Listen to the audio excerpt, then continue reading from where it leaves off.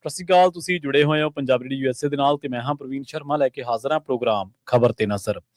ਖਬਰ ਤੇ ਨਜ਼ਰ ਪ੍ਰੋਗਰਾਮ ਦੇ ਵਿੱਚ ਕੀ ਅਹਿਮ ਤੇ ਕੀ ਖਾਸ ਖਬਰਾਂ ਨੂੰ ਲੈ ਕੇ ਚਰਚਾ ਕਰਨ ਦੇ ਲਈ ਜੁੜ ਚੁੱਕੇ ਨੇ ਪੰਜਾਬ ਤੋਂ ਸੀਨੀਅਰ ਪੱਤਰਕਾਰ, ਉੱਘੇ ਲੇਖਕ ਤੇ ਸਰਗਰਮ ਸਮਾਜਿਕ ਕਾਰਕੁਨ ਦੀਪਕ ਸ਼ਰਮਾ ਚਨਾਰਥਲ ਜੀ। ਸ਼ਰਮਾ ਜੀ, ਸਤਿ ਸ਼੍ਰੀ ਅਕਾਲ, ਸਵਾਗਤ ਹੈ ਜੀ। ਸਤਿ ਸ਼੍ਰੀ ਅਕਾਲ ਪ੍ਰਵੀਨ ਜੀ, ਸਾਰੇ ਦਰਸ਼ਕਾਂ ਨੂੰ ਸਰੋਤਿਆਂ ਨੂੰ ਪਿਆਰ ਭਰੀ ਸਤਿ ਸ਼੍ਰੀ ਅਕਾਲ। ਸਤਿ ਸ਼੍ਰੀ ਅਕਾਲ ਜੀ। ਪ੍ਰੋਗਰਾਮ ਦੇ ਵਿੱਚ ਅੱਗੇ ਵਧਣ ਤੋਂ ਪਹਿਲਾਂ ਧੰਨਵਾਦ ਕਰਦੇ ਚਲੇ ਸਪਾਂਸਰਸ ਦਾ ਜਿਹੜੇ ਜ਼ਰੀਆ ਬਣਦੇ ਨੇ ਇਹਨਾਂ ਪ੍ਰੋਗਰਾਮਾਂ ਨੂੰ ਤੁਹਾਡੇ ਤੱਕ ਪਹੁੰਚਾਉਣ ਦੇ ਲਈ। ਖਾਲਸਾ ਇੰਸ਼ੋਰੈਂਸ ਏਜੰਸੀ ਵਾਲੇ, ਜਿਨ੍ਹਾਂ ਤੋਂ ਤੁਸੀਂ ਹਰ ਤਰੀਕੇ ਦੀ ਇੰਸ਼ੋਰੈਂਸ ਲੈ ਸਕਦੇ ਹੋ। ਇੰਸ਼ੋਰੈਂਸ ਬਾਰੇ ਪਤਾ ਕਰਨ ਦੇ ਲਈ ਇਹਨਾਂ ਦਾ ਨੰਬਰ ਹੈ 468-272-2500। ਇਹ 1992 ਤੋਂ ਲਗਾਤਾਰ ਇੰਸ਼ੋਰੈਂਸ ਬਿਜ਼ਨਸ ਦੇ ਵਿੱਚ ਸ਼ਾਨਦਾਰ ਸੇਵਾਵਾਂ ਦੇ ਰਹੇ ਨੇ ਤੇ ਅਮਰੀਕਾ ਭਰ ਦੇ ਵਿੱਚ ਇੰਸ਼ੋਰੈਂਸ ਕਰਦੇ ਨੇ। ਓਬਾਮਾ ਕੇਅਰ, ਮੈਡੀਕੇਅਰ ਜਾਂ ਫਿਰ ਕਵਰਡ ਕੈਲੀਫੋਰਨੀਆ ਬਾਬਤ ਪਾਲਿਸੀ ਕਰਵਾਉਣ ਦੇ ਲਈ, ਸਲਾਹ ਲੈਣ ਦੇ ਲਈ ਅੱਜ ਹੀ ਕਾਲ ਕਰੋ 468-272-2500 ਤੇ।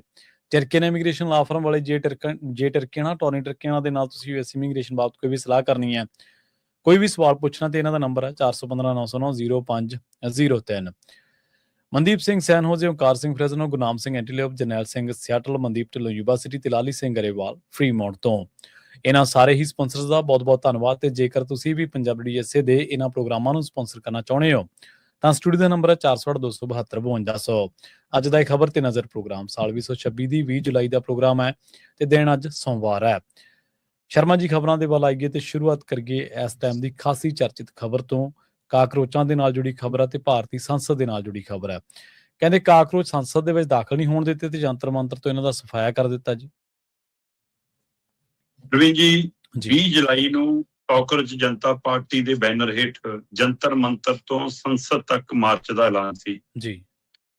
ਸੰਸਦ ਤੱਕ ਜਾਣ ਦੀਆਂ ਪਹਿਲਾਂ ਵੀ ਬਹੁਤ ਸਫਲ ਅੰਦੋਲਨ, ਜੇ ਮੈਂ ਪਿੱਛੇ ਇਤਿਹਾਸ ਦੇਖਾਂ ਤਾਂ ਰਹੇ, ਚਾਹੇ ਉਹ ਗਊ ਹੱਤਿਆ ਤੇ ਬੈਨ ਦੀ ਮਾਮਲੇ 'ਚ ਪ੍ਰਦਰਸ਼ਨ ਹੋਵੇ, ਚਾਹੇ ਉਹ JP ਅੰਦੋਲਨ ਵਾਲਾ ਪ੍ਰਦਰਸ਼ਨ ਹੋਵੇ, ਚਾਹੇ ਇੱਕ ਸਮੇਂ ਟਕੈਤ ਦੇ ਬਾਪੂ ਹੋਰਾਂ ਨੇ ਜਦੋਂ ਸੰਸਦ ਵੱਲੋਂ ਮਾਰਚ ਦਾ ਫੈਸਲਾ ਕੀਤਾ ਉਹ ਕਿਸਾਨ ਅੰਦੋਲਨ ਹੋਵੇ, ਚਾਹੇ 2021 ਵਾਲਾ ਤਿੰਨ ਖੇਤੀਆਂ ਦੀ ਵਾਪਸੀ ਲਈ ਕਿਸਾਨ ਅੰਦੋਲਨ ਹੋਵੇ, ਜਦੋਂ ਸੰਸਦ ਦੀਆਂ ਜੜ੍ਹਾਂ ਦੇ ਵਿੱਚ ਬੈਠ ਕੇ ਬਰਾਬਰ ਆਪਣੀ ਸੰਸਦ ਚਲਾਈ।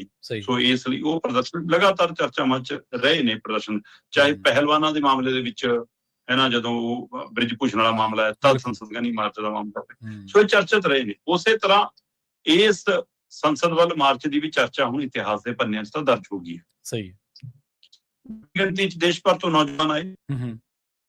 ਜਿਸ ਦਿਨ ਦਾ ਇਹ ਜੰਤਰ ਮੰਤਰ ਤੇ ਕਾਰਜ ਕਰਨਾ ਸ਼ੁਰੂ ਕੀਤਾ ਹੈ ਉਸ ਦਿਨ ਦੇ ਵਿੱਚੋਂ ਸਭ ਤੋਂ ਵੱਡਾ ਇਕੱਠ ਸੀ ਕੱਲ ਜੀ। ਵੱਖ-ਵੱਖ ਧਿਰਾਂ, ਵੱਖ-ਵੱਖ ਸੰਗਠਨ, ਵੱਖ-ਵੱਖ ਸੰਸਥਾਵਾਂ, ਵੱਖ-ਵੱਖ ਲੋਕ, ਵੱਖ-ਵੱਖ ਫਿਰਕੇ, ਸੂਬੇ ਸਾਰੇ ਹਾਜ਼ਰ ਹੋਏ ਤੇ ਉਹਦੇ ਵਿੱਚੋਂ ਤੈਅ ਸੀਗਾ ਕਿ ਸਾਡਾ ਮੁੱਖ ਮਕਸਦ ਨੀਟ ਪੇਪਰ ਵਾਲਾ ਮਾਮਲਾ ਕਿ ਉਸ ਮਾਮਲੇ ਦੇ ਉੱਤੇ ਸਰਕਾਰ ਉਂਗਲ ਧਰੇ, ਆਪਣੇ ਆਪ ਨੂੰ ਕਟਹਿਰੇ 'ਚ ਖੜਾ ਕਰੇ, ਸਿੱਖਿਆ ਮੰਤਰੀ ਦਾ ਅਸਤੀਫਾ ਲਵੇ, ਇਹਨੂੰ ਲੈ ਕੇ ਐਲਾਨ ਕੀਤਾ ਸੀ, ਜਿਹਦੇ ਲਈ ਬਕਾਇਦਾ ਤੌਰ ਤੇ ਸੋਨਮ ਵਾਂਗਚੁਕ ਨੇ ਮਰਨ ਵਰਤ ਰੱਖਿਆ ਸੀ। ਹੋਰ ਕਈ ਵਿਦਿਆਰਥੀ ਨਾਲ ਸੀਗੇ ਤੇ ਉਹਦੇ ਵਿੱਚੋਂ ਸੋਨਮ ਵਾਂਗਚੁਕ ਹੋਰਾਂ ਨੂੰ 18 ਜੁਲਾਈ ਨੂੰ ਚੱਕ ਕੇ ਲੈ ਗਈ ਪੁਲਿਸ, ਦਿੱਲੀ ਪੁਲਿਸ ਚੱਕ ਕੇ ਸਰਕਾਰੀ ਹਸਪਤਾਲ ਸਫਦਰਜੰਗ ਹਸਪਤਾਲ 'ਚ ਦਾਖਲ ਕਰਾਤਾ ਜੀ। ਪਰਿਵਾਰ ਨੇ, ਉਹਨਾਂ ਦੇ ਸਾਥੀਆਂ ਨੇ ਕਿਹਾ ਕਿ ਧੱਕਾ ਹੈ, ਗਲਤ ਹੈ। ਉਹਨਾਂ ਨੇ ਖੁਦ ਕਿਹਾ ਕਿ ਮੈਂ 20 ਜੁਲਾਈ ਵਾਲੇ ਪ੍ਰਦਰਸ਼ਨ ਸ਼ਾਮਲ ਹੋਣਾ ਚਾਹੁੰਦਾ, ਮੈਨੂੰ ਰਿਲੀਜ਼ ਕੀਤਾ ਜਾਵੇ, ਨਹੀਂ ਕੀਤਾ। ਜਿੱਦਾਂ ਹੀ 18 ਜੁਲਾਈ ਨੂੰ ਉਹਨਾਂ ਨੂੰ ਚੱਕਿਆ, ਉਹਨਾਂ ਦੀ ਥਾਂ ਦੇ ਉੱਤੇ ਅਭਿਜੀਤ ਦੀਪਕੇ, ਜਿਹੜਾ ਜਨਮਦਾਤਾ ਇਸ ਕਾਕਰੋਚ ਜਨਤਾ ਪਾਰਟੀ ਦਾ, ਉਹਨੇ ਵੀ ਮਰਨ ਵਰਤ ਰੱਖ ਲਿਆ ਤੇ 20 ਤਰੀਕ ਚੜ੍ਹਦਿਆਂ ਨੂੰ ਕਹਿੰਦਾ ਜੀ ਮੈਂ ਤਾਂ ਤੋੜ ਲਿਆ। ਅੱਛਾ, ਉਹ ਕਹਿੰਦਾ ਜੀ ਸਾਨੂੰ ਸੱਦਾ ਆ ਗਿਆ ਜੀ ਸਰਕਾਰ ਵੱਲੋਂ, ਇਸ ਲਈ ਮੈਂ ਤੋੜ ਲਿਆ। ਇਹ ਪਹਿਲਾਂ ਨਹੀਂ ਹੈ, ਅਭਿਜੀਤ ਦੀਪਕੇ ਲਈ ਇਹ ਪਹਿਲੀ ਘਟਨਾ ਨਹੀਂ ਹੈ। ਸਹੀ ਹੈ ਜੀ। ਅਮਰੀਕਾ ਤੋਂ ਆਇਆ, ਏਅਰਪੋਰਟ ਤੋਂ ਉਤਰਿਆ, ਮੈਂ ਜੰਤਰ ਮੰਤਰ ਚੱਲਿਆ ਜੀ, ਮੈਨੂੰ ਗਰਮੀ ਲੱਗਦੀ ਹੈ ਜੀ, ਪਰੇ ਹੋ ਜਾਓ ਜੀ, ਮੈਨੂੰ ਚੱਕਰ ਆਉਂਦੇ ਨੇ ਜੀ, ਮੈਨੂੰ ਮੰਮੀ ਚੇਤੇ ਆ ਗਈ ਜੀ। ਮਤਲਬ ਇਹ ਪਹਿਲਾਂ ਵੀ ਅਜਿਹੀਆਂ ਬਹਿ ਕੇ ਤੇ ਚੱਲ ਗਏ ਜੀ, ਹਨਾ। ਮਤਲਬ ਉਸ ਤਰੀਕੇ ਕਾਰ ਨਾਲ ਵੀ ਪਹਿਲੋਂ ਵੀ ਰਿਹਾ। ਪਰ ਕੱਲ ਜਿੰਨੀ ਵੱਡੀ ਗਿਣਤੀ 'ਚ ਜਨਤਾ ਆਈ ਜੀ, ਉਸਦੇ ਪੈਰਲਰ JP ਨੱਡਾ ਨਾਲ ਇਹਨਾਂ ਨੂੰ ਮੁਲਾਕਾਤ ਦਾ ਮੌਕਾ ਮਿਲਿਆ। ਠੀਕ ਹੈ।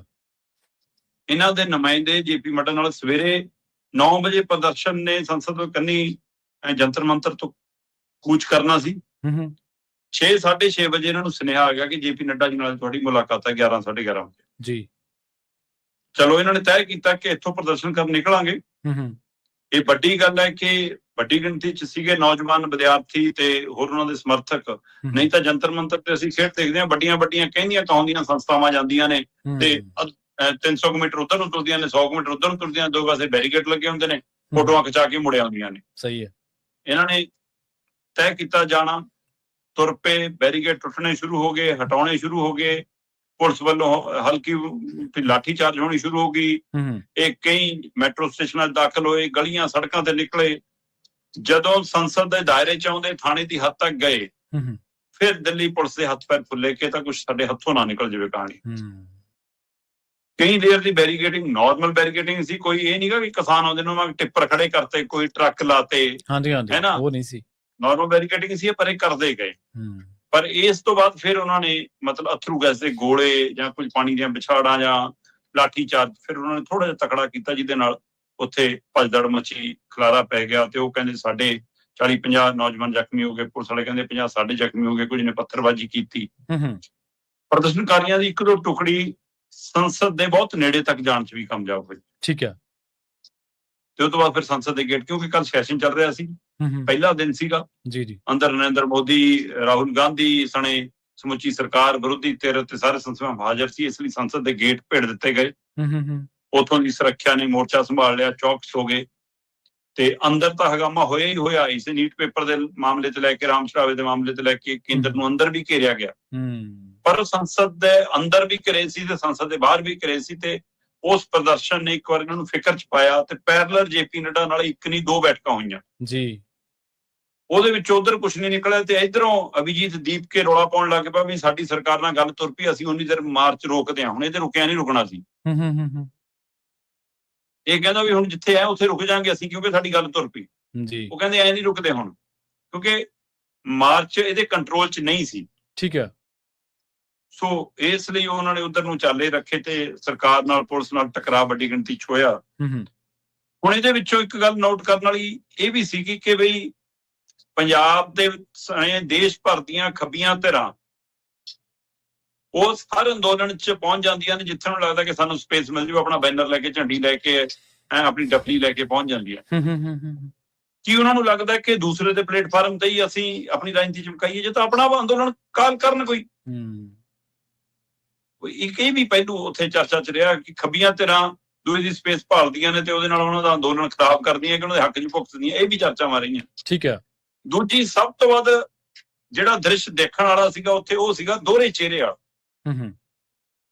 ਹਰਜੋਤ ਬੈਂਸ, ਮਨੀਸ਼ ਸਿਸੋਦੀਆ, ਸੰਜੇ ਸਿੰਘ, ਲਓ ਜੀ ਅਸੀਂ ਅੰਦੋਲਨ 'ਚ ਸ਼ਾਮਲ ਹੈ ਜੀ, ਇਹ ਸਰਕਾਰ ਬਹੁਤ ਵਧੀਕੀ ਕਰ ਰਹੀ ਹੈ, ਸਾਡੇ ਮੁੱਖ ਮੰਤਰੀ ਸਾਹਿਬ, ਦਿੱਲੀ ਦੇ ਸਾਬਕਾ ਮੁੱਖ ਮੰਤਰੀ ਸਾਹਿਬ ਗੱਡੀ 'ਚੋਂ ਲਾਈਵ ਹੋ ਕੇ ਦੇਸ਼ ਕੇ ਭਵਿੱਖ की कैसी पिटाई कर रहे हैं, कैसा जुर्म ढा रहे हैं। ਕਿ ਇਹ ਵਿਦਿਆਰਥੀਆਂ 'ਚ ਹੋਰ ਜਾਣ ਹੈ, ਪੰਜਾਬ ਵਾਲਿਆਂ 'ਚ ਹੋਰ ਜਾਣ। ਸਹੀ। ਉਹ ਰਬੜ ਦੇ ਪੰਜਾਬ ਵਾਲੀ ਜਵਾਨੀ ਨਹੀਂ ਗਈ, ਪੰਜਾਬ ਦੀ ਪੁਲਿਸ ਤਸ਼ੱਦਦ ਆਉਂਦੀ, ਉਹ ਤਸ਼ੱਦਦ ਨਹੀਂ ਗਾ। ਸਹੀ ਬਿਲਕੁਲ। ਉੱਥੇ ਤੁਹਾਡਾ ਵਤੀਰਾ ਹੋਰ ਹੈ ਤੇ ਦਿੱਲੀ ਜਾ ਕੇ ਵਤੀਰਾ ਹੋਰ ਹੈ। ਬਿਲਕੁਲ ਸਹੀ। ਮਤਲਬ ਇਹ ਡਰਾਮੇਬਾਜ਼ੀ, ਇਹ ਚਿਹਰੇ ਵੀ ਬੇਨਕਾਬ ਹੋਏ ਇਸ ਪ੍ਰਦਰਸ਼ਨ ਦੇ ਵਿੱਚ। ਤੇ ਇਸ ਚੱਲਦੀ ਸਾਰੀ ਪ੍ਰਕਿਰਿਆ ਦੇ ਦਰਮਿਆਨ ਦੇਸ਼ ਦੇ ਗ੍ਰਹਿ ਮੰਤਰੀ ਅਮਿਤ ਸ਼ਾਹ ਨੇ ਲੰਬੀ ਚੌੜੀ ਬੈਠਕ ਧਰਮੇਂਦਰ ਪ੍ਰਧਾਨ ਸਿੱਖਿਆ ਮੰਤਰੀ ਨਾਲ ਕੀਤੀ।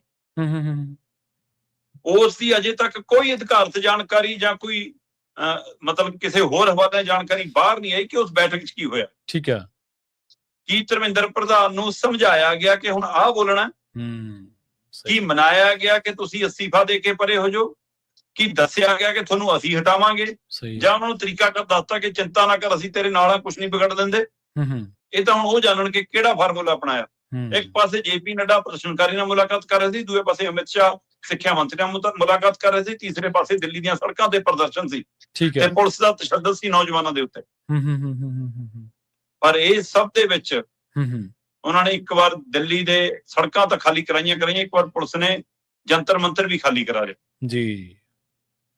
ਬੇਸ਼ੱਕ ਦੇਰ ਰਾਤ ਤੱਕ ਮਤਲਬ ਕਿ 200-300 ਮੀਟਰ ਦੇ ਦਾਇਰੇ ਦੇ ਵਿੱਚ ਹਜ਼ਾਰਾਂ ਦੀ ਗਿਣਤੀ 'ਚ 1000, 1200, 1500 ਦੇ ਨੌਜਵਾਨ ਸੀਗੇ ਜਿਹੜੇ ਸਵੇਰ ਚੜ੍ਹਨ ਤੋਂ ਪਹਿਲਾਂ ਦੁਬਾਰਾ ਉਸ ਜੰਤਰ ਮੰਤਰ ਤੇ ਇਕੱਠੇ ਹੋ ਗਏ।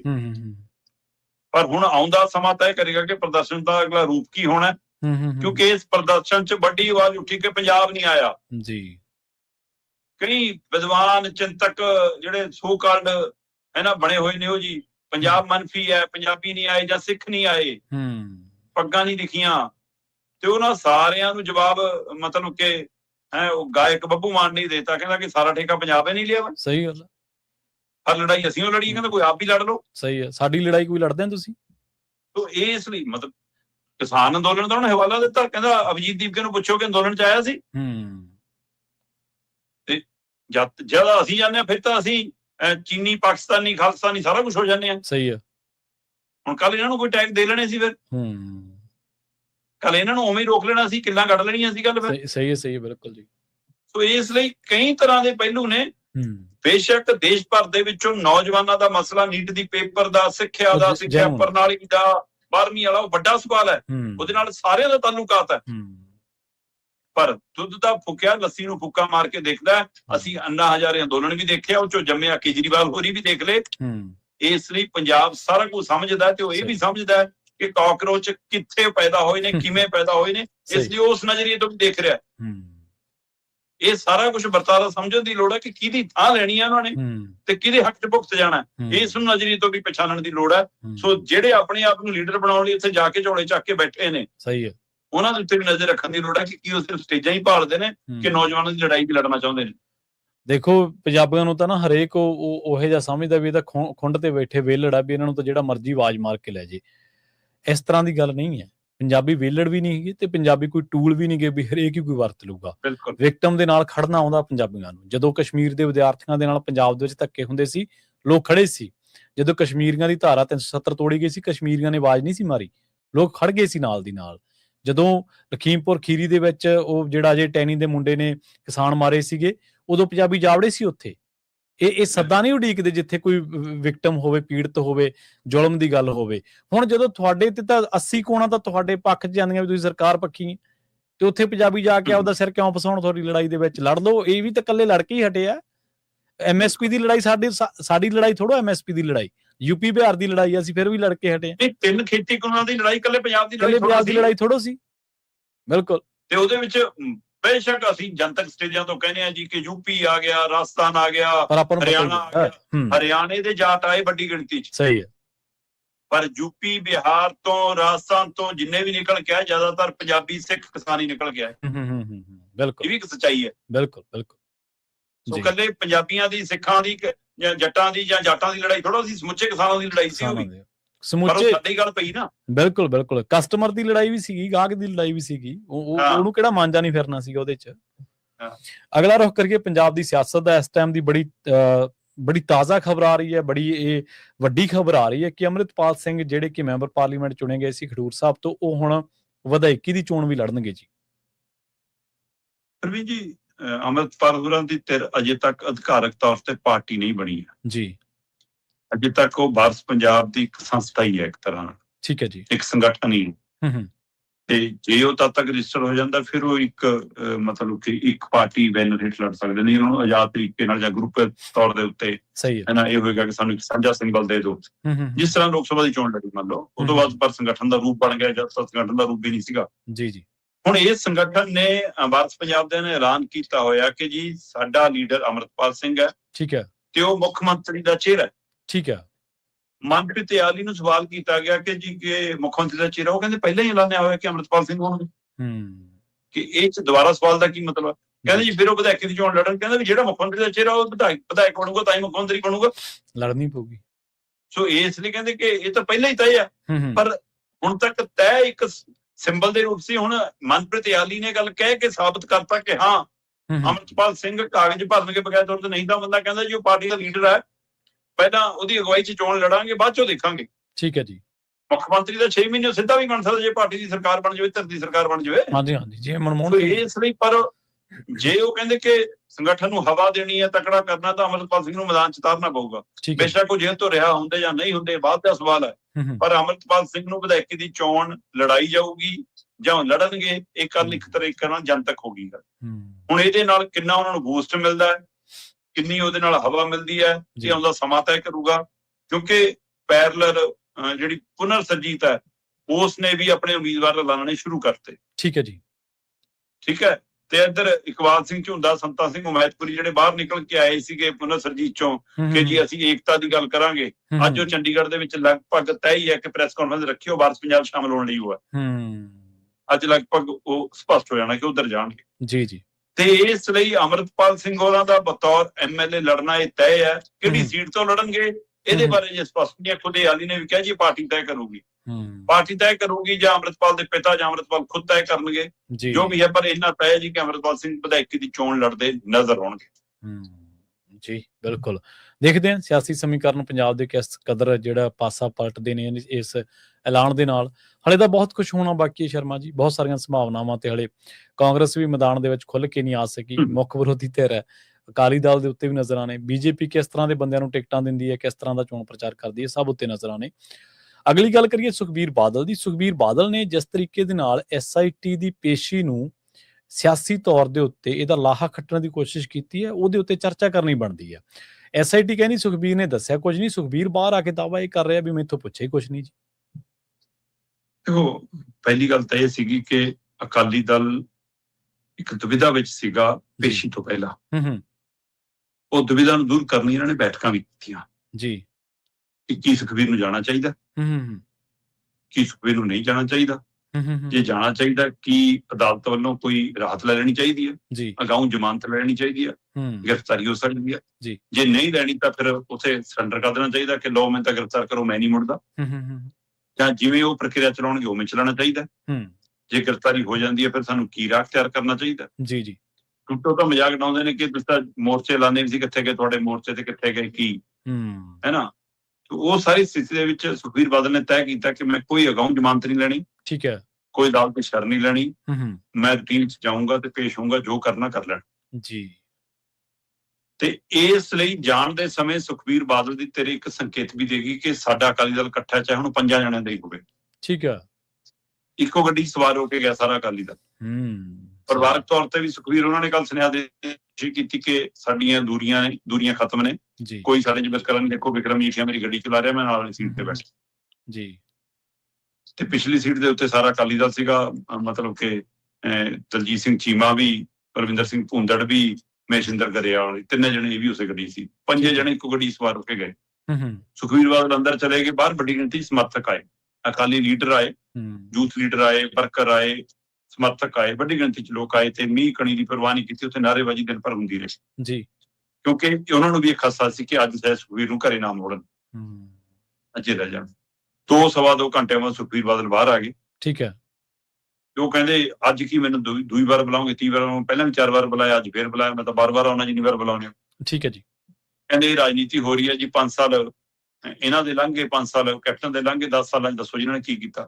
10 ਸਾਲ ਕਿਉਂ ਭਰਾਵਾ, 11.25 ਸਾਲ ਹੋ ਗਏ, 1.25 ਸਾਲ 1.5 ਸਾਲ ਤੁਹਾਡਾ ਵੀ ਰਿਹਾ, ਸਹੀ ਹੈ। ਤੁਹਾਡੇ ਰਾਜ ਦੇ ਵਿੱਚ ਘਟਨਾ ਵਾਪਰੀਆਂ, ਗੁਰੂ ਗ੍ਰੰਥ ਸਾਹਿਬ ਦੇ ਸਰੂਪ ਚੋਰੀ ਹੋਏ, ਹੈ ਨਾ, ਉਹ ਪੱਤਰੇ ਫਾੜ ਕੇ ਗਲੀਆਂ ਚ ਬਖੇਰੇ ਗਏ, ਉਸ ਤੋਂ ਬਾਅਦ ਮਤਲਬ ਧਰਨਾ ਕਰ ਰਹੇ, ਪ੍ਰਦਰਸ਼ਨ ਕਰ ਰਹੇ, ਇਨਸਾਫ ਦੀ ਮੰਗ ਕਰ ਰਹੇ ਤੇ ਗੋਲੀਆਂ ਚੱਲੀਆਂ, ਉਹ ਗੋਲੀਆਂ ਅਣਪਛਾਤੀਆਂ ਹੋਈਆਂ, ਪੁਲਿਸ ਅਣਪਛਾਤੀ ਹੋਈ, ਮੁੱਢਲੀਆਂ ਰਿਪੋਰਟਾਂ ਚ ਡੇਰੇ ਦਾ ਨਾ ਉੱਭਰਿਆ, ਨਾ ਕਦੇ ਡੇਰਾ ਬੁਲਾਇਆ ਤੇ ਨਾ ਡੇਰਾ ਮੁਖੀ ਬੁਲਾਇਆ ਕਿਸੇ ਵੀ ਧਰਨੇ। ਸੋ ਇਸ ਲਈ ਇਕੱਲੇ ਮਤਲਬ ਕਿ ਅਕਾਲੀ ਬੀਜੇਪੀ ਤੋਂ ਲੈ ਕੇ ਕਾਂਗਰਸ ਤੋਂ ਲੈ ਕੇ ਆਮ ਆਦਮੀ ਪਾਰਟੀ ਤੱਕ ਸਾਰੇ ਇਸ ਕਟਹਿਰੇ 'ਚ ਖੜੇ ਨੇ ਕਿ ਇਨਸਾਫ ਕਿਸੇ ਨੇ ਦਿੱਤਾ, ਰਾਜਨੀਤੀ ਸਾਰਿਆਂ ਨੇ ਕੀਤੀ, ਸਹੀ ਹੈ। ਸੋ ਇਸ ਲਈ ਸੁਖਬੀਰ ਨੂੰ ਬੁਲਾਉਣ ਦੇ ਪਿੱਛੇ ਵੀ ਕੀ ਰਾਜਨੀਤੀ ਹੋਇਆ ਸਰ, ਕਿਉਂਕਿ ਸਿੱਟ ਦਾ ਜਨਮ ਤਾਜ਼ਾ ਜੁਲਾਈ 'ਚ ਹੋਇਆ ਜੀ, ਤੇ ਕਹਿੰਦੀ ਜੀ ਅਸੀਂ ਸੀਨ ਰੀਕ੍ਰੀਏਟ 11 ਸਾਲ ਬਾਅਦ ਜੇ ਸੀਨ ਰੀਕ੍ਰੀਏਟ ਕਰ ਰਹੇ ਹਾਂ, ਤੇ ਜੀ ਆ ਅਸੀਂ ਜੀ ਮਤਲਬ ਇਹ ਲੀਡਰ ਨੂੰ ਵੀ ਪੁੱਛ ਲਿਆ ਜੀ, ਆ ਅਸੀਂ ਬੀਜੇਪੀ ਵਾਲੇ ਨੂੰ ਵੀ ਪੁੱਛ ਲਿਆ ਜੀ, ਹੈ ਨਾ, ਆ ਅਸੀਂ ਜੀ ਸਾਬਕਾ ਜਥੇਦਾਰ ਨੂੰ ਵੀ ਪੁੱਛ ਲਿਆ ਜੀ, ਤੇ ਸੁਖਬੀਰ ਜੀ ਹੁਣ ਤੁਸੀਂ ਆ ਜਾਓ, ਠੀਕ ਹੈ। ਹੁਣ ਸਿੱਟ ਕਹਿੰਦੀ ਜੀ ਅਸੀਂ 100 ਸਵਾਲ ਰੱਖੇ ਸੀ, ਸੁਖਬੀਰ ਤਸੱਲੀ ਬਖਸ਼ ਜਵਾਬ ਨਹੀਂ ਦੇ ਸਕੇ ਜਾਂ ਸਾਡਾ ਸਹਿਯੋਗ ਨਹੀਂ ਕੀਤਾ ਜਾਂਚ 'ਚ, ਹੈ ਨਾ। ਸੁਖਬੀਰ ਕਹਿੰਦਾ ਪੁੱਛਿਆ ਹੀ ਕੁਛ ਨਹੀਂ, ਚਾਹ ਸਮੋਸਾ ਖਾਣ ਲਈ ਬੁਲਾਉਂਦੇ ਨੇ ਤਾਂ, ਠੀਕ ਹੈ। ਅੱਛਾ, ਦੇਖੋ ਖਾਤਰਦਾਰੀ ਤਾਂ ਕਰਦੀ ਆ ਪੁਲਿਸ, ਬਸ ਉਹਦੀ ਖਾਤਰਦਾਰੀ 'ਚ ਫਰਕ ਹੁੰਦਾ। ਸਧਾਰਨ ਬੰਦਾ ਜਾਂਦਾ ਤਾਂ ਖਾਤਰਦਾਰੀ ਹੋਰ ਤਰ੍ਹਾਂ ਦੀ ਹੁੰਦੀ ਹੈ ਜੀ, ਤੇ VIP ਜਾਂਦਾ ਤਾਂ ਖਾਤਰਦਾਰੀ ਹੋਰ ਤਰ੍ਹਾਂ ਦੀ ਹੁੰਦੀ ਹੈ। ਸੋ ਇਸ ਲਈ ਇਹ ਤਾਂ ਫਰਕ ਹੈਗਾ। ਹੁਣ ਸੁਖਬੀਰ ਦੀ ਖਾਤਰਦਾਰੀ ਹੋਰ ਤਰ੍ਹਾਂ ਦੀ ਹੋਈ ਹੋਊਗੀ, ਮਾਤਰਾਂ ਦੀ ਖਾਤਰਦਾਰੀ ਹੋਰ ਤਰ੍ਹਾਂ ਕਰਦੇ ਨੇ। ਸਹੀ ਹੈ, ਸਹੀ। ਪਰ ਜੇ ਸੁਖਬੀਰ ਹੋਰਾਂ ਨੇ ਮੰਥਨ ਕਰਕੇ ਮੀਟਿੰਗ ਕਰਕੇ ਜਾਣਾ ਤੈਅ ਕੀਤਾ, ਤਾਂ ਮੀਟਿੰਗ ਮੰਥਨ ਤਾਂ ਸੱਤਾਧਾਰੀ ਧਿਰ ਨੇ ਵੀ ਕੀਤਾ ਹੋਊਗਾ ਕਿ ਗ੍ਰਿਫਤਾਰ ਕਰਨਾ ਹੈ ਕਿ ਨਹੀਂ ਕਰਨਾ, ਹੁਣ ਇਹ ਚੱਕ ਲਈਏ ਕਿ ਨਾ ਚੱਕੀਏ, ਕਿੰਨਾ ਕੁ ਨਫਾ ਕਿੰਨਾ ਕੁ ਨੁਕਸਾਨ, ਫਾਇਦਾ ਤਾਂ ਨਹੀਂ ਮਿਲ ਜੂਗਾ। ਇਸ ਲਈ ਦੁਵਿਧਾ ਦੇ ਵਿੱਚ ਸੱਤਾਧਾਰੀ ਧਿਰ ਵੀ ਹੈ, ਸਹੀ ਹੈ।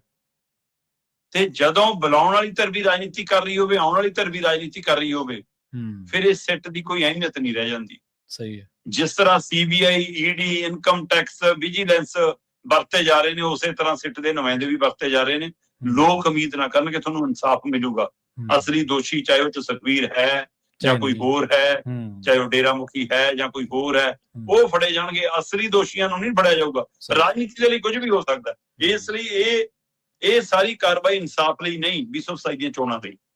ਬਿਲਕੁਲ ਜੀ, ਆਪਾਂ ਇਹ ਤਾਂ ਨਹੀਂ ਮਾਰਕਿੰਗ ਕਰਦੇ ਸ਼ਰਮਾ ਜੀ ਫਲਾਣਾ ਬੰਦਾ ਦੋਸ਼ੀ ਹੈ, ਫਲਾਣੇ ਬੰਦੇ ਨੇ ਮਹਾਰਾਜ ਦੀ ਬੇਅਦਬੀ ਕੀਤੀ ਹੈ, ਪਰ ਦੋਸ਼ੀ ਕੌਣ ਨੇ ਇਹਦਾ ਲੱਭਣਾ ਸਰਕਾਰਾਂ ਦਾ ਕੰਮ ਆ ਨਾ। ਇਹ ਕੋਈ ਫਲਾਣੇ ਨੂੰ ਕੁਐਸਚਨਿੰਗ ਕਰ ਲਈ, ਧੌਂਕੇ ਨੂੰ ਕਰ ਲਈ। ਨਹੀਂ ਜੀ, 2 ਕਮਿਸ਼ਨ ਬਣਾ ਕੇ 5-5 6-6 ਸਿੱਟ ਬਣਾ ਕੇ ਤੁਸੀਂ ਅਜੇ ਤੱਕ ਕਿਤੇ ਤਣਪੱਤ ਨਹੀਂ ਲਾ ਸਕੇ। ਹਾਂਜੀ, ਅਸੀਂ ਰਾਜਨੀਤੀ ਕਰ ਰਹੇ ਹਾਂ। ਸਹੀ ਹੈ, ਬਿਲਕੁਲ ਜੀ। ਅਗਲੀ ਗੱਲ ਕਰੀਏ, ਜਿਵੇਂ ਆਪਾਂ ਕਾਂਗਰਸੀਆਂ ਨੂੰ ਵੀ ਚੇਤੇ ਕੀਤਾ ਸੀ, ਕਾਂਗਰਸੀਆਂ ਨੂੰ ਕਹਿੰਦੇ ਭੁਪੇਸ਼ ਬਘੇਲ ਨੇ ਫੇਰ ਸੱਦ ਲਿਆ ਦਿੱਲੀ ਜੀ ਅੱਜ। ਭੁਪੇਸ਼ ਬਘੇਲ ਜੀ ਇੱਕ ਬੱਸ ਤੇ ਕੱਪੜਾ ਮਾਰ ਰਹੇ ਨੇ। ਠੀਕ ਹੈ ਜੀ। ਕਹਿੰਦੇ ਵੀ ਏਕਤਾ ਬੱਸ 'ਚ ਚੜਾਉਣੇ ਸਾਰੇ ਕਾਂਗਰਸੀ। ਜੀ ਜੀ। ਇਹ ਇਹਨਾਂ ਨੇ ਕਰਨਾਟਕ 'ਚ ਫਾਰਮੂਲਾ ਵਰਤਿਆ ਸੀ। ਉਹ ਫਾਰਮੂਲਾ ਹੁਣ ਪੰਜਾਬ ਬੱਸਾਂ ਨੂੰ ਫਿਰਦੇ ਨੇ। ਵੈਸੇ ਬੱਸ ਪਹਿਲਾਂ ਸਿੱਧੂ ਨੇ ਵੀ ਚੜਾਈ ਸੀ, ਬੱਸ ਤਾਂ ਰਾਜਾ ਵੜਿੰਗ ਨੇ ਵੀ ਚੜਾਈ ਸੀ। ਸਹੀ ਹੈ ਜੀ। ਤੇ ਚੰਨੀ ਵੀ ਕਈ ਗੱਡੀਆਂ ਦੀ ਕਤਾਰਾਂ ਬਣਾਉਂਦੇ ਰਹੇ ਨੇ ਕਿ ਮੇਰੇ ਘਰੇ ਆ ਜਾਓ, ਚੱਲ ਜਾਓ। ਸੋ ਇਸ ਲਈ ਇਹ ਕਾਫਲੇ ਬਣਦੇ ਰਹਿੰਦੇ ਨੇ, ਇਹ ਕੋਈ ਨਵਾਂ ਵਰਤਾਰਾ ਨਹੀਂਗਾ। ਪਰ ਕਾਂਗਰਸ ਇਹ ਦਿਖਾਉਣ ਦੀ ਕੋਸ਼ਿਸ਼ ਕਰ ਰਹੀ ਕਿ ਇੱਕ ਤਾਂ ਸਾਰੇ ਪੰਜਾਬ ਦਾ ਗੇੜਾ ਹੋ ਜਾਊਗਾ ਜੀ, ਦੂਜਾ ਲੀਡਰ ਇਕੱਠੇ ਦਿਖਾ ਲਾਂਗੇ, ਠੀਕ ਹੈ, ਤੀਜਾ ਪ੍ਰਚਾਰ ਦੀ ਸ਼ੁਰੂਆਤ ਹੋ ਜਾਊਗੀ, ਚੌਥਾ ਲੌਂਗ ਡਰਾਈਵ ਵਾਲੇ ਫਾਰਮੂਲੇ ਜਿਹੜੇ ਗਿਲੇ ਸ਼ਿਕਵੇ ਨੇ ਸ਼ਾਇਦ ਦੂਰ ਹੋ ਜਾਣਗੇ ਸਫਰ ਸੁਫਰ 'ਚ। ਚਲੋ ਇਹ ਫਾਰਮੂਲਾ ਬਣਾ ਕੇ ਦੇਖ। ਉਹਦੀ ਰੂਪਰੇਖਾ ਵਿਕਣ ਦੇ ਲਈ ਅੱਜ ਦਿੱਲੀ ਭੁਪੇਸ਼ ਬਘੇਲ ਨੇ ਦੁਬਾਰਾ ਮੀਟਿੰਗ ਸੱਦੀ ਹੈ ਚੇਅਰਮੈਨਾਂ ਦੀ। ਠੀਕ ਹੈ ਜੀ, ਕਿ ਆ ਜਾਓ ਜੀ, ਪਾਰਟੀ ਦੇ ਪ੍ਰਧਾਨ ਪੰਜਾਬ ਦੇ ਰਾਜਾ ਵੜਿੰਗ ਆ ਜਾਓ, ਵਿਰੋਧੀ ਧਿਰ ਦੇ ਲੀਡਰ ਪ੍ਰਤਾਪ ਬਾਜਵਾ ਜੀ ਤੁਸੀਂ ਆ ਜਾਓ, ਆ ਜੀ ਚੋਣ ਕਮੇਟੀ ਦੇ ਮੁਖੀ ਚੰਨੀ ਜੀ ਤੁਸੀਂ ਆ ਜਾਓ, ਆ ਕੋਰ ਕਮੇਟੀ ਦੇ ਮੁਖੀ ਜੀ ਤੁਸੀਂ ਆ ਜਾਓ ਜੀ, ਸੁਖਜਿੰਦਰ ਰੰਧਾਵਾ ਜੀ, ਆ doctor Amar Singh ji manifesto committee ਦੇ ਚੇਅਰਮੈਨ ਸਾਹਿਬ ਤੁਸੀਂ ਆ ਜਾਓ, ਆ ਜੀ ਮੈਨੇਜ ਕਰਨਾ ਸਾਰੇ ਰੈਲੀ ਧਰਨੇ ਪ੍ਰਦਰਸ਼ਨਾਂ ਨੂੰ ਜੀ, ਸਮਾਗਮਾਂ ਨੂੰ ਜੀ, ਹੈ ਨਾ, ਮੈਨੇਜਮੈਂਟ ਕਮੇਟੀ ਦੇ ਵਿਜੇ ਸਿੰਗਲਾ ਜੀ ਤੁਸੀਂ ਆ ਜਾਓ। ਸੋ ਇਹ ਚੇਅਰਮੈਨ ਸੱਦੇ ਨੇ। ਠੀਕ ਹੈ ਜੀ। ਸੋ ਇਹਨਾਂ ਦੇ ਵਿੱਚ ਮਤਲਬ ਪਹਿਲੀ ਵਾਰ ਹੋਏਗਾ ਟਕਰਾਅ ਤੋਂ ਬਾਅਦ ਸਿੱਧੇ ਰੂਪ ਚ ਆਮੋ ਸਾਹਮਣੇ ਬੈਠਣਗੇ ਰਾਜਾ ਵੜਿੰਗ ਤੇ ਚੰਨੀ। ਵੈਸੇ ਤਾਂ ਹੁਣ ਸੈਸ਼ਨ ਚੱਲ ਰਿਹਾ, ਉੱਥੇ ਇਕੱਠੇ ਹੀ ਨੇ, ਉੱਥੇ ਹੀ ਰਾਹੁਲ ਗਾਂਧੀ ਆ, ਉੱਥੇ ਹੀ ਚੰਨੀ ਆ, ਉੱਥੇ ਹੀ ਵੜਿੰਗ ਆ, ਉੱਥੇ ਹੀ ਰੰਧਾਵਾ ਹੈ, ਉੱਥੇ ਹੀ ਅਮਰ ਸਿੰਘ ਹੈ, ਉੱਥੇ ਹੀ ਗਾਂਧੀ ਹੈ, ਸਾਰੇ ਉੱਥੇ ਹੀ ਨੇ, ਸਾਰੇ ਉੱਥੇ ਹੀ ਨੇ। ਬਿਲਕੁਲ, ਜਿੰਨੇ ਮੈਂਬਰ ਪਾਰਟੀ। ਇਹ ਤਾਂ ਇਸ ਤਰੀਕਾ ਹੁਣ ਉੱਥੇ ਕੰਟੀਨ ਚ ਬਹਿ ਜਾ ਕੇ ਕਿਤੇ ਜੇ ਢੰਗ ਨਾਲ ਗੱਲ ਨਵੇੜਨੀ ਵੀ ਹੋਵੇ। ਸਹੀ ਹੈ। ਸੋ ਪਰ ਇਹ ਟੀਕਾਕਾਰ ਹੋਰ ਹੁੰਦੇ ਨੇ ਨਾ, ਮਤਲਬ ਕਿ ਬਗਲ ਕੇ ਆਉਣਾ, ਇਹ ਨਹੀਂ ਆਉਣਾ ਸਿੱਧਾ। ਸਹੀ। ਸੋ ਸਿੱਧਾ ਰਾਹੁਲ ਕੋਲ ਨਹੀਂ ਜਾ ਸਕਦੇ, ਤੁਹਾਨੂੰ ਅੱਡ ਚੌਂਕੀਆਂ ਭਰ ਕੇ ਆਉਣਾ ਪਊਗਾ। ਭੁਪੇਸ਼ ਬਘੇਲ ਦੀ ਚੌਂਕੀ ਭਰੋ, ਹੈ ਨਾ, ਫਿਰ ਕੇਸੀ ਵੇਣੂਗੋਪਾਲ ਦੀ ਚੌਂਕੀ ਭਰੋ, ਫਿਰ ਉਹ 3 ਮੈਂਬਰੀ ਕਮੇਟੀ ਜੀ ਬਣ ਗਈ ਹੁਣ, ਉਹਨਾਂ ਦੀ ਭਰੋ, ਫਿਰ ਖੜਗੇ ਤੱਕ ਜਾਓ, ਫਿਰ ਰਾਹੁਲ ਪ੍ਰਿਅੰਕਾ ਤੱਕ ਪਹੁੰਚ ਹੋਣਾ। ਕੱਲ ਉੱਥੇ ਚੰਨੀ ਹੋਰੀ ਫਿਰ ਰਹੇ ਸੀਗੇ, ਗੁਰਜੀਤ ਔਜਲਾ ਹੋਰੀ ਨੇੜੇ ਤੇੜੇ ਜੇ ਰਾਜਾ ਉਹਦੇ ਮਤਲਬ ਰਾਹੁਲ ਗਾਂਧੀ ਦੇ, ਪਰ ਉਹ ਕਹਿੰਦੇ ਕਿ ਗੱਲਬਾਤ ਨਹੀਂ ਹੋਈ, ਉਹ ਵੀਡੀਓ ਚੱਲੀ ਜਾਂਦੀਆਂ ਜੀ। ਹੁਣ ਇਹ ਸਭ ਦੇ ਵਿੱਚ ਹੁਣ ਅੱਜ ਭੁਪੇਸ਼ ਬਘੇਲ ਬਿਠਾ ਕੇ ਕੀ ਅੱਜੇ ਮਾਮਲਾ ਨਿਬੇੜ ਦੇਣਗੇ, ਕੀ ਇਹਨਾਂ ਆਸਾਨ ਹੈ ਹੁਣ?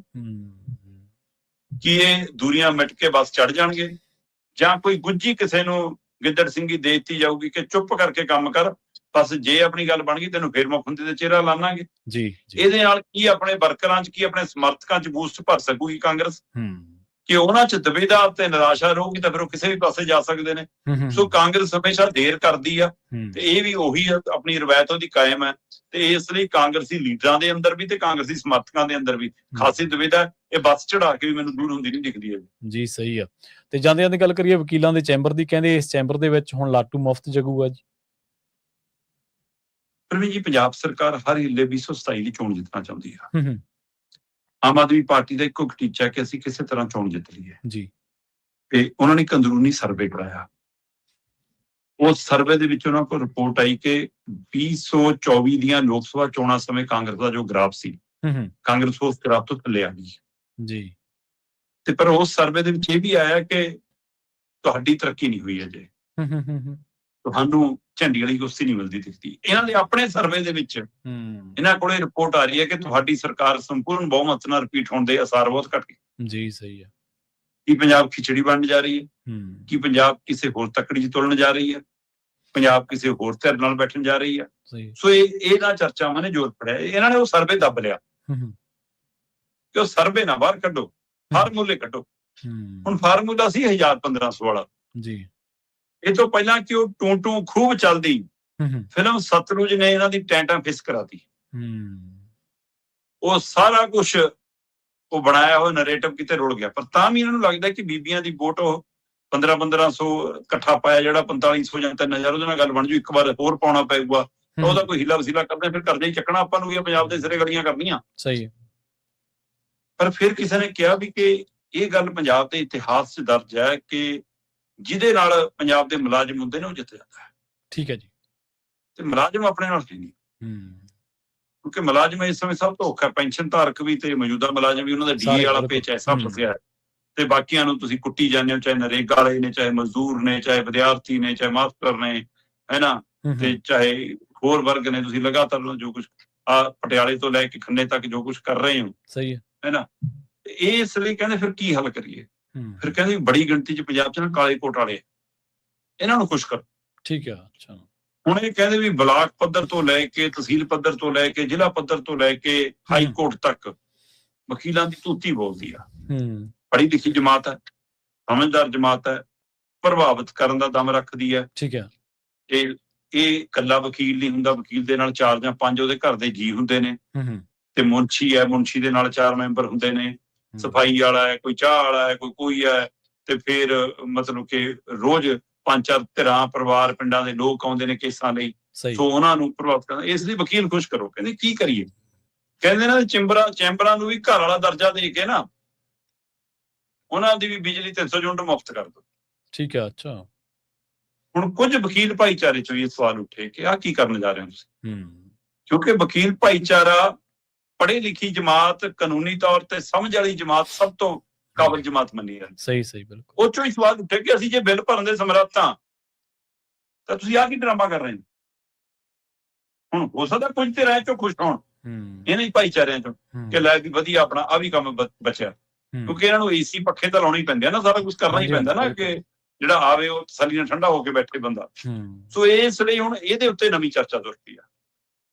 ਦੇਖੋ, ਜਿਹੜੀ ਯੋਜਨਾ ਪ੍ਰਵੀਨ ਜੀ ਮੁਫਤ ਯੋਜਨਾ ਸਾਰਿਆਂ ਲਈ ਆਊਗੀ ਜੀ, ਉਹ ਭਲਾਈ ਵਾਲੀ ਯੋਜਨਾ ਨਹੀਂ ਹੋ ਸਕਦੀ, ਉਹ ਵੋਟ ਵਾਲੀ ਯੋਜਨਾ ਹੁੰਦੀ ਆ। ਸਹੀ। ਜੇ ਤੁਸੀਂ ਸਾਰੀਆਂ ਬੀਬੀਆਂ ਲਈ ਬੱਸ ਸਫ਼ਰ ਮੁਫਤ, ਜੇ ਸਾਰੇ ਪੰਜਾਬ ਲਈ ਬਿਜਲੀ ਮੁਫਤ, ਚਾਹੇ ਉਹ ਵੋਟਰ ਹੈ ਨਹੀਂ ਆ, ਪੰਜਾਬ ਚ ਘਰ ਹੈ ਤੇ ਚੱਕ ਬਿਜਲੀ, ਫਿਰ ਤੁਸੀਂ ਕਹਿੰਦੇ ਕਿ 1000-1500 ਅਸੀਂ ਵੋਟਾਂ ਨੂੰ ਧਿਆਨ ਚ ਰੱਖ ਹੀ ਦੇਵਾਂਗੇ। ਮਤਲਬ ਤੁਹਾਡਾ ਨਜ਼ਰੀਆ ਵੋਟ ਹੈ, ਪੰਜਾਬ ਨਹੀਂ। ਤੁਸੀਂ ਲੋੜਵੰਦਾਂ ਨੂੰ ਧਿਆਨ ਚ ਰੱਖ ਕੇ, ਜ਼ਰੂਰਤਮੰਦਾਂ ਨੂੰ ਧਿਆਨ ਚ ਰੱਖ ਕੇ, ਸਹੀ ਹੈ, ਤੁਸੀਂ ਕਿਰਤ ਦੇਣ ਵਾਲੇ ਪਾਸੇ ਜਾਂਦੇ, ਰੁਜ਼ਗਾਰ ਦੇਣ ਵਾਲੇ ਪਾਸੇ ਜਾਂਦੇ ਕਿ ਲੋਕ ਆਪਣੇ ਬਿੱਲ ਭਰਨ, ਆਪਣਾ ਆਟਾ ਦਾਲ ਖਰੀਦ ਕੇ ਆਪਣਾ ਚੁੱਲ੍ਹਾ ਮੰਗਾਉਣ, ਪਰ ਅਸੀਂ ਉਹਨਾਂ ਨੂੰ ਰੁਜ਼ਗਾਰ ਦੇਵਾਂਗੇ, ਉਹ ਆਪ ਕਮਾਉਣ। ਸਹੀ। ਪਰ ਤੁਸੀਂ ਉਹਦੇ ਬਜਾਏ ਮੁਫਤ ਆਟਾ ਦਾਲ ਸਕੀਮਾਂ ਕੇਂਦਰ ਤੋਂ ਲੈ ਕੇ ਸੂਬਿਆਂ ਤੱਕ ਦੀਆਂ ਕਾਰਡ ਜੀ, ਬੱਸ ਸਫ਼ਰ ਜੀ, ਉਹਦੇ ਵਿੱਚ ਹੁਣ ਤੁਸੀਂ ਵਕੀਲਾਂ ਨੂੰ ਵੀ ਉਸੇ ਲਾਈਨ 'ਚ ਖੜਾ ਕਰਨਾ ਚਾਹੁੰਦੇ ਹੋ। ਤੁਹਾਨੂੰ ਲੱਗਦਾ ਕਿ ਇਹਦੇ ਨਾਲ ਵਕੀਲ ਭਾਈਚਾਰਾ ਖੁਸ਼ ਹੋ ਕੇ ਸਾਡੇ ਲਈ ਵੱਡਾ ਵੋਟ ਬੈਂਕ ਦਾ ਰੱਖ ਲੂਗਾ। ਹੋ ਸਕਦਾ ਕੁਝ ਪ੍ਰਭਾਵਿਤ ਹੋਣ, ਪਰ ਉਸੇ ਭਾਈਚਾਰੇ ਨੇ ਸਵਾਲ ਖੜੇ ਕਰਨੇ ਸ਼ੁਰੂ ਕੀਤੇ ਨੇ ਕਿ ਇਹ ਪੰਜਾਬ ਦੇ ਹਿੱਤ 'ਚ ਨਹੀਂ ਗਾ, ਸੂਬੇ ਦੇ ਹਿੱਤ 'ਚ ਨਹੀਂ ਗਾ, ਪਾਵਰਕੌਮ ਦੇ ਹਿੱਤ 'ਚ ਨਹੀਂ ਗਾ। ਤੁਸੀਂ ਹੋਰ ਕਰਜ਼ਾ ਚੁੱਕੋਗੇ, ਹੋਰ ਨੁਕਸਾਨ ਕਰੋਗੇ, ਪੱਠਾ ਪਾਵਰਕੌਮ ਦਾ ਹੀ ਬੈਠ ਜਾਣਾ, ਸੂਬੇ ਦਾ ਹੀ ਬੈਠ ਜਾਣਾ। ਇਸ ਲਈ ਇਸ ਯੋਜਨਾ ਨੂੰ ਦੁਬਾਰਾ ਮੰਥਨ ਕਰੋ। ਪਰ ਸਰਕਾਰ ਲਗਭਗ ਮਨ ਬਣਾਈ ਬੈਠੀ ਹੈ, ਕਿਸੇ ਵੀ ਸਮੇਂ ਸਾਹਮਣੇ ਆ ਸਕਦੀ ਹੈ ਇਸ ਵਿੱਚ। ਜੀ ਬਿਲਕੁਲ, ਵੋਟ ਤੰਤਰ ਨੇ ਤਾਂ ਬੇੜਾ ਗਰਕ ਕੀਤਾ ਨਾ ਸਿਸਟਮ ਦਾ, ਕਿਉਂਕਿ ਵੋਟਾਂ ਚਾਹੀਦੀਆਂ ਨੇ। ਕਈ ਵਾਰੀ ਲੋਕ ਜ਼ਰੂਰੀ ਨਹੀਂ ਗਾ ਵੀ ਸੱਚੀ ਗੱਲ ਮਗਰ ਹੀ ਖੜਨ, ਕਈ ਲੋਕਾਂ ਦਾ ਝੁਕਾਅ ਕਿਸੇ ਹੋਰ ਪਾਸੇ ਵੀ ਹੁੰਦਾ। ਇਸ ਕਰਕੇ ਵੋਟ ਤੰਤਰ ਕਰਕੇ ਜਿਹੜੀ ਮੈਜੋਰਟੀ ਆ ਉਹਦੇ ਸੈਂਟੀਮੈਂਟ ਨੂੰ ਧਿਆਨ ਦੇ ਵਿੱਚ ਰੱਖਿਆ ਜਾਂਦਾ, ਤੇ ਜਿਹੜੇ ਦੂਜੇ ਲੋਕ ਨੇ ਹਾਸ਼ੀਆਗ੍ਰਸਤ ਜਾਂ ਜਿਨ੍ਹਾਂ ਨੂੰ ਨਿਆਂ ਚਾਹੀਦਾ ਹੁੰਦਾ, ਜੇ ਉਹਨਾਂ ਦੀ ਗਿਣਤੀ ਘੱਟ ਆ ਤਾਂ ਜ਼ਰੂਰੀ ਨਹੀਂ ਉਹਨਾਂ ਦੇ ਨਾਲ ਨਿਆਂ ਹੋਵੇ, ਕਿਉਂਕਿ ਫਿਰ ਸਰਕਾਰਾਂ ਵੋਟ ਤੰਤਰ ਦੇ ਹਿਸਾਬ ਦੇ ਨਾਲ ਡਿਸਾਈਡ ਕਰਦੀਆਂ ਨੇ ਵੀ ਕੀ ਸਹੀ ਹੈ ਤੇ ਕੀ ਗਲਤ ਆ। ਸ਼ਰਮਾ ਜੀ, ਨੇ ਖਾਸ ਖਬਰਾਂ ਤੇ ਖਾਸ ਜਾਣਕਾਰੀਆਂ ਦੇ ਲਈ ਤੁਹਾਡਾ ਬਹੁਤ ਧੰਨਵਾਦ ਜੀ। ਸਤਿ ਸ਼੍ਰੀ ਅਕਾਲ ਜੀ। ਪ੍ਰੋਗਰਾਮ ਖਬਰ ਤੇ ਨਜ਼ਰ ਨੂੰ ਆਪਾਂ ਇੱਥੇ ਸਮਾਪਤ ਕਰਾਂਗੇ। ਤੁਹਾਡਾ ਸਾਰਿਆਂ ਦਾ ਵੀ ਬਹੁਤ ਧੰਨਵਾਦ। ਸਤਿ ਸ਼੍ਰੀ ਅਕਾਲ। ਇਸੇ ਤਰ੍ਹਾਂ ਜੁੜੇ ਰਹੋ ਪੰਜਾਬੀ ਰੇਡੀਓ USA ਦੇ ਨਾਲ।